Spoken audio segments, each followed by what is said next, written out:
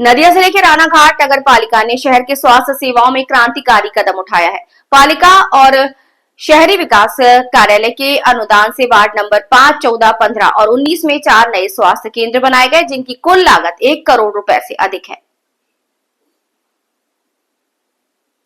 12 मार्च को वार्ड 5 के श्याम बाबू पंडा लेन में आंतरिक नामक पहला केंद्र का उद्घाटन चेयरमैन कौशिक देव बंदोपाध्याय ने किया। यहाँ 34.5 लाख रुपए खर्च हुए। 13 मार्च को वार्ड 14 का धनवंतरी तथा 14 मार्च को वार्ड 15 का राम मोहन और वार्ड 19 का पंच पांडव केंद्र खोलेंगे। रेल लाइन के पूर्वी इलाके में रहने वाले करीब 30,000 लोगों को प्राथमिक उपचार, मुफ्त दवा, जांच और गर्भवती महिलाओं के लिए विशेष सेवाएं मिलेंगी। शुरुआत में सप्ताह में 2 दिन, बाद में 6 दिन सेवा उपलब्ध होगी। स्थानीय निवासियों ने इसे बड़ी राहत बताया। पश्चिम बंगाल जिला नदिया से पृथ्वीराज मैत्र की रिपोर्ट। পৌরসভার ব্যবস্থাপনায় আজকে 5 নম্বর ওয়ার্ডে আন্তরিক সুস্বাস্থ্য কেন্দ্রের শুভ উদ্বোধন হলো।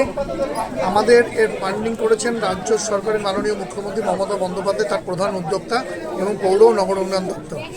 এই সুস্বাস্থ্য কেন্দ্রের মাধ্যমে এই ওয়ার্ড শুধু নয়, এই ওয়ার্ডের পার্শ্ববর্তী অঞ্চলের কয়েক হাজার মানুষ এটাতে কিন্তু প্রাথমিক স্বাস্থ্য সুবিধাটা পাবে। কারণ এখান থেকে রানাঘাট মহকুমা হাসপাতালে যেতে গেলে একটা রেল লাইন বড় সমস্যা, একটা বড় বাধা, সেক্ষেত্রে অনেকটা সময় নষ্ট হয়।